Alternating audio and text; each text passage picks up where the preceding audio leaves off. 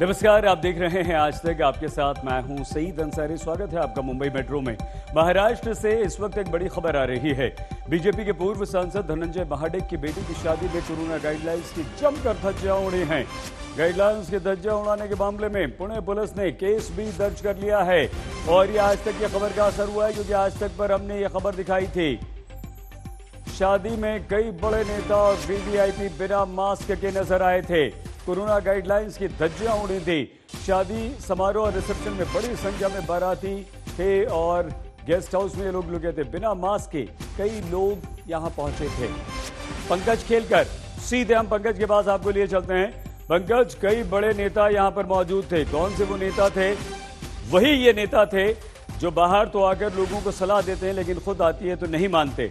क्या केस दर्ज हुआ है? कैसे आज तक पर खबर दिखाने के बाद यह केस दर्ज हुआ? पंकज, देखिए, जिस प्रकार से बहुत बड़े संख्या में यहाँ पर बाराती आए थे, पूर्व सांसद धनंजय महाडिक जो कि कोल्हापुर से है, भाजपा के नेता भी है, उनके बेटे की शादी की रविवार की शाम पुणे के हड़पसर इलाके में, और वहाँ पे बहुत ज्यादा लोग जो आए और उसकी जो खबरें सब तरफ निकली, उसके बाद पुलिस ने अब कुछ देर पहले ये मामला 3 लोगों पर दर्ज किया है। एक तो खुद पूर्व सांसद धनंजय महाडिक, उस लॉन्च के मालिक और पूरा ऑर्गेनाइज करने वाले व्यक्ति पर ये मामले दर्ज हुए हैं। व्यवस्थापन का मामला है, खास करके जो कोरोना की उपाय योजना होती है, जो नीति योजनाएं होती है, उसका उल्लंघन किया है, इसलिए ये मामले दर्ज किए गए हैं। तो आईपीसी सेक्शन होते हैं जो कि जमावबंदी भी आता है, और खास करके जो नियमों का उल्लंघन किया है उसके लिए मामला दर्ज हुआ है।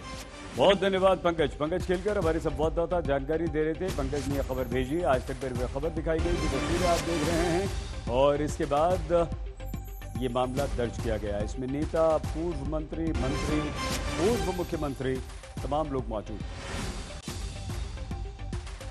जिस समय महाराष्ट्र के मुख्यमंत्री उद्धव ठाकरे महाराष्ट्र की जनता को लॉकडाउन लगाने की चेतावनी दे रहे थे, मास्क न लगाने के लिए दोष दे रहे थे, उसी दौरान पुणे में बीजेपी के पूर्व सांसद के बेटे की शादी में बड़े बड़े वीआईपीज नियमों की धज्जियां उड़ा रहे थे।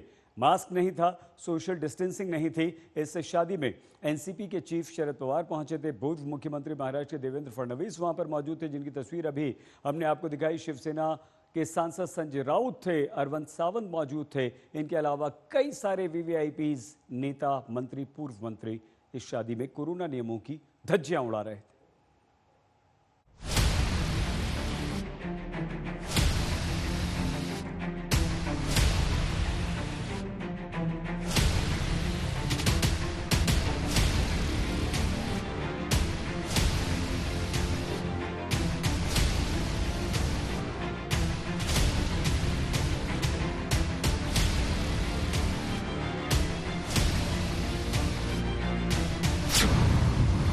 अगर जनता नियमों को तोड़े तो वो बेइज्जत होती है।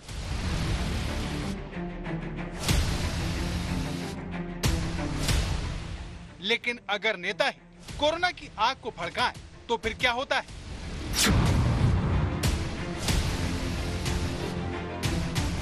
इस सवाल की वजह ये तस्वीर है, जिसमें कोरोना को लेकर बनाए गए हर नियम का उल्लंघन होता हुआ दिखता है। लेकिन फिर भी उंगली जनता पर उठती है, मानो अकेली वही महाराष्ट्र में कोरोना फैलने के लिए दोषी हो।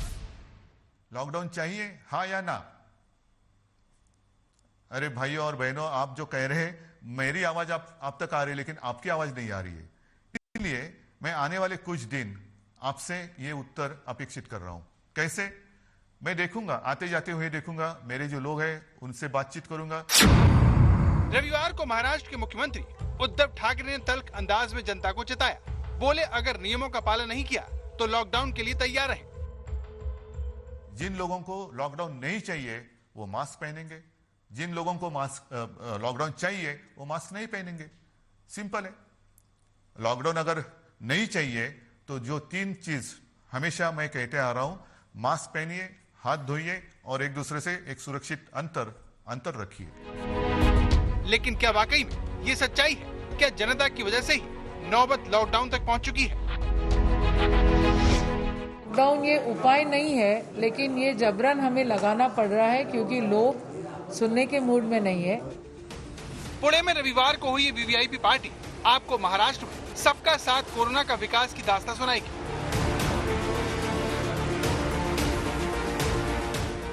मौका था बीजेपी के पूर्व सांसद धनंजय महाडिक के बेटे की शादी के जश्न का, जिसमें बधाई देने के लिए महाराष्ट्र के पूर्व मुख्यमंत्री देवेंद्र फडणवीस पहुंचे। आप देख सकते हैं कि गुलदस्ता देते हुए देवेंद्र फडणवीस ने मास्क नहीं पहन रखा है। फडणवीस छोड़िए, मंच पर मौजूद किसी ने भी मास्क नहीं पहना है। मंच के बाद अब इस पार्टी में नजर दौड़ाइए और देखिए, ये उस पुणे की तस्वीर है जहां पर कोरोना को रोकने के लिए तमाम पाबंदियां जनता पर तो लगी हुई हैं, लेकिन नेताओं पर वो लागू नहीं होती, क्योंकि अगर ऐसा होता तो फिर यहाँ पर आए लोग आपको बगैर मास्क के न दिखते। इस वीवीआईपी पार्टी में कोरोना महामारी को लेकर सोशल डिस्टेंसिंग का नियम चकनाचूर होते हुए देखा। ये देखिए, मंच पर खड़े ये लोग बिना मास्क लगाए पास खड़े हुए हैं। मंची की शादी के पूरे पंडाल को देखकर आपको लगेगा ही नहीं कि ये वो राज्य है जहां फैले कोरोना ने बाकी देश को डरा दिया है। लेकिन अफसोस, नेताओं का ये गैर जिम्मेदाराना रवैया हर दल का नेता यहाँ करता हुआ देखा। अब इन्हें देखिए, ये शिवसेना कशामुळे वाढ होते आणि मी त्यांना सगळ्यांनी एक मुखाने सांगितलं की लग्न समारंभांमध्ये जी गर्दी होते आहे, एकेका वेळेला 1000, 2-2, 3-3, 4-4 हजार लोक येत आहेत आणि मग तो गोरज मुहूर्त असतो, त्याच्यामुळे मग नवरा नवरी कधी लग्न लावतात त्याची वाट बघत 1000, 2000, 3000 लोक जे बसलेले असतात आणि मास्क काढून ते गप्पा मारतात। काही लोकांना मास्क नसतोच, पण असतो ते पण काढून तिथे बोलत बसतात। अगर शादियां वाकई में कोरोना फैला रही हैं, तो फिर महाराष्ट्र के नेता शादियों में क्यों जा रहे हैं जिसमें लोग आसपास बैठते हैं, बातें करते हैं, सोशल डिस्टेंसिंग के नियम तोड़ते हैं और नेता भी कोरोना की चपेट में आ जाते हैं।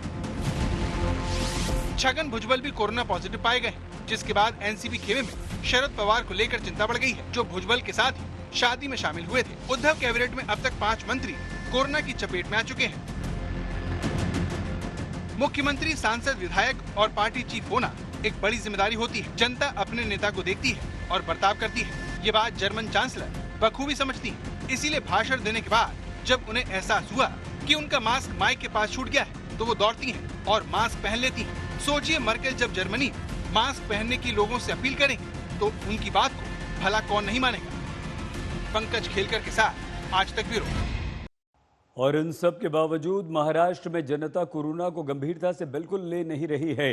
बीएमसी के कमिश्नर अगले 10-12 दिनों को बहुत महत्वपूर्ण मान रहे हैं और हमें जो महाराष्ट्र भर से तस्वीरें मिल रही हैं वो बहुत चिंताजनक हैं, इसलिए सावधानी बहुत जरूरी है। मास्क पहनिए। मास्क क्यों नहीं लगा? मास्क है ना, इधर अभी क्या लगाएंगे? सब तरफ बोला है ना कि कोरोना बढ़ रहा है, मास्क लगाना जरूरी है। तो लगाते हैं, मास्क जेब में ही है। कोरोना हो गया तो चलता क्या? हाँ ठीक है ना, अभी इधर कोई है भी नहीं ना। दम घुटता है सर, कोई कुछ भी हो। बड़ी संख्या में लोग हैं जो अभी भी मास्क नहीं पहन रहे हैं, लापरवाही बरत रहे हैं और ऐसा ही अगर रहा तो महाराष्ट्र में आने वाले दिनों में पूरी तरह से लॉकडाउन हो सकता है। महाराष्ट्र के पुणे का ये हाल तब है जब राज्य में कोरोना के मामले तेजी से बढ़ रहे हैं। जो मास्क कोरोना से बचा सकता है, उसे न पहनने का सबके पास अपना बहाना है। आपने मास्क नहीं पहना, क्या कहेंगे बताइए ना, कि मास्क पहनना जरूरी है या नहीं? हम एक्चुअली बाहर आए इसलिए रह गया, इधर ही हमारा घर। लोगों की ऐसी ही लापरवाही की वजह से महाराष्ट्र में लॉकडाउन लौट आया है। ये अमरावती जिला है जहां पर 1 मार्च तक के लिए लॉकडाउन लगा दिया गया है। लॉकडाउन ये उपाय नहीं है, लेकिन ये जबरन हमें लगाना पड़ रहा है क्योंकि लोग सुनने के मूड में नहीं है।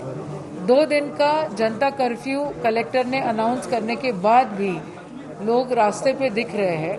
प्रतिबंधक जहां पे लगाए हैं वहां पे नियम भंग नहीं किए और काउंट यदि कम आया तो फिर हम सोच सकते हैं, नहीं तो फिर इससे कड़क कार्रवाई करनी पड़ेगी। पूरे जिले में ही कंटेनमेंट जोन डिक्लेयर करना। महाराष्ट्र में हालात क्यों बिगड़ सकते हैं, ये समझने के लिए आप शिरडी चलिए, जहां लोगों को देखकर आप एक बार के लिए भूल जाएंगे कि महाराष्ट्र कोरोना महामारी से जूझ रहा है। यहाँ लोगों में न 2 गज की दूरी है और न ही कोरोना की चिंता। लोग बिना मास्क या फिर आधा अधूरा मास्क लगाए दर्शन की बारी का इंतजार कर रहे हैं। साईं बाबा के शहर शिरडी में सब कुछ भगवान भरोसे है। जिन पुलिस वालों पर नियमों का पालन करवाने की जिम्मेदारी है, वो लोग खुद यहाँ पर बिना मास्क लगाए बैठे हुए देखे जा सकते हैं। पिछले साल मार्च से लेकर अब तक देश में शायद ही कोई होगा जो कोरोना के खतरे से अनजान हो, फिर भी लोग हैं कि मान नहीं रहे। शिरडी जैसी बेफिक्री आपको नागपुर में भी देखने को मिलेगी। कोरोना के खतरे के बीच नागपुर के सीताबर्डी बाजार में आपको पैर रखने की जगह नहीं मिलेगी। लोग एक दूसरे पर गिरे जा रहे हैं। कुछ ने मास्क पहना है तो बाकी बिना मास्क के ही कोरोना को न्योता देते हुए दिख रहे हैं। ऐसे में सवाल उठता है कि आखिर नागपुर में प्रशासन क्या कर रहा है? क्यों सोशल डिस्टेंसिंग का पालन नहीं करवाया जा रहा? जब ये सवाल हमने स्थानीय दुकानदार से किया तो इसने प्रशासन को ही लपेट लिया। प्रशासन का कुछ भी कंट्रोल नहीं है। प्रशासन हॉकर्स लोगों को इतनी छूट क्यों दे रहा है, मुझे समझ में नहीं आ रहा। नागपुर में कोरोना के तेजी से बढ़ते मामलों को देखते हुए स्कूल, कॉलेज, ट्यूशन सेंटर 25 फरवरी से 7 मार्च तक के लिए बंद कर दिए गए। बाजार भी सिर्फ शनिवार और रविवार को खोले जाएंगे। साप्ताहिक बाजार पूरी तरह से बंद कर दिए गए हैं। कोरोना को लेकर लापरवाही समाज के हर तबके को पीछे धकेल रही है, क्योंकि लॉकडाउन लगने से छात्रों की पढ़ाई प्रभावित होगी तो रोज कमाने वालों का रोजगार छिन जाएगा, कारोबार ठप पड़ जाएगा, लोगों के रोजगार पर बनाएगी। सारी आर्थिक गतिविधियां रुकने से सरकार की आय घटेगी। कुल मिलाकर सब प्रभावित होंगे। तो मुंबई में भी कोरोना के मामले तेजी से बढ़ रहे हैं, जिसे रोकने के लिए सख्त पाबंदियां लगाई गई है। मास्क न पहनने वाले लोगों को पकड़ा जा रहा है, जुर्माना लगाया जा रहा है, जो आगे भी जारी रह सकता है, क्योंकि मुंबई के लिए अगले 10 से 12 दिन बहुत अहम है। हमें अगले 10 से 12 दिन देखना पड़ेगा कि ट्रेंड क्या है, कितने केसेस बढ़ते हैं। एक 10 से 12 दिन तक ये ट्रेंड एस्टेब्लिश हो जाएगी और उसके बाद हमें पूरा सही मालूम चल जाएगा कि हम किस दिशा में जा रहे हैं। ये सर सेकंड वेव है जिसने मुंबई के दरवाजों पर नॉक कर दिया है, या फिर ये एक टेम्पररी फेज है जो बढ़ रहा है? अभी मैं इसको एक सर्ज बोलूंगा, स्पाइक बोलूंगा, परंतु इसका मैं उत्तर दे सकता हूं 10 से 12 दिन बाद। जब एक ट्रेंड एस्टेब्लिश हो जाएगी तब मालूम चलेगा कि ये वेव है या टेम्पररी स्पाइक।